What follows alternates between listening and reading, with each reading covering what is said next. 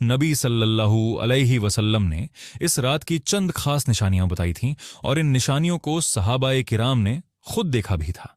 आज की इस वीडियो में हम आपको बताएंगे शब ए कद्र की 5 ऐसी निशानियां जो अहादीस में बयान हुई हैं। और अगर आपने यह निशानियां हो जान ली तो शायद आप भी पहचान सकें कि शब ए कद्र कब थी। लेकिन 5वीं निशानी सबसे हैरानकुन है। ये जानते हैं शब ए कद्र की 5 अहम निशानियां। निशानी नंबर 1, मुअतदिल और पुरसुकून रात। शब ए कद्र की रात न ज्यादा गर्म होती है न ज्यादा सर्द, बल्कि मुअतदिल और पुरसुकून होती है। इस रात माहौल में एक खास सुकून महसूस होता है, दिल इबादत की तरफ माइल होता है और फिजा में अजीब सी राहत महसूस होती है। दूसरी निशानी, इस रात जमीन पर बेशुमार फरिश्ते नाजिल होते हैं। कुरान में अल्लाह ताली फरमाते हैं, इस रात फरिश्ते और रूह नाजिल होते हैं। यहां रूह से मुराद हैं जिब्रील अलैहिस्सलाम। कुलमा कहते हैं कि इस रात जमीन पर फरिश्तों की तादाद कंकरियों से भी ज्यादा होती है। तीसरी और सबसे मशहूर निशानी, शब ए कद्र के बाद जब सूरज तुल्लू होता है तो उसकी शुआएं तेज नहीं होती।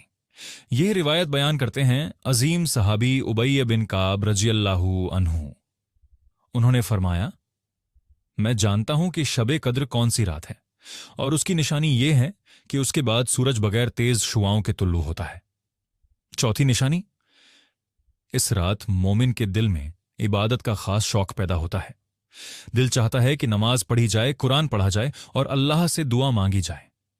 इसीलिए रसूल अल्लाह सल्लल्लाहु अलैहि वसल्लम आखिरी अशरे में इबादत को बढ़ा देते थे। यह रिवायत बयान करती हैं आयशा बिन्त अबी बकर रजियल्लाहु अन्हा। 5वीं निशानी और सबसे अहम निशानी यह है कि शब ए कद्र की रात अल्लाह की रहमत और मगफिरत सबसे ज्यादा होती है। इसीलिए हजरत आयशा रजियल्लाहु अन्हा ने रसूल अल्लाह सल्लल्लाहु अलैहि वसल्लम से एक सवाल किया।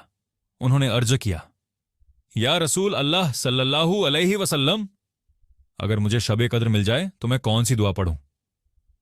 तो नबी सल्लल्लाहु अलैहि वसल्लम ने फरमाया, यह दुआ पढ़ा करो, अल्लाहुम्मा इन्नका अफून तुहिब्बुल अफ़्व फ़अफ़ु अन्नी। तर्जुमा, ए अल्लाह, तू बहुत माफ करने वाला है और माफ करना पसंद करता है, बस मुझे भी माफ फरमा।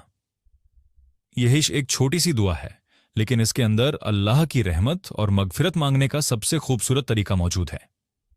इसीलिए उलमा कहते हैं शब ए कद्र की रात इस दुआ को ज्यादा से ज्यादा पढ़ना चाहिए। सोचिए, अगर हमें शब ए कद्र नसीब हो जाए तो शायद वह हमारी जिंदगी की सबसे कीमती रात हो। एक ऐसी रात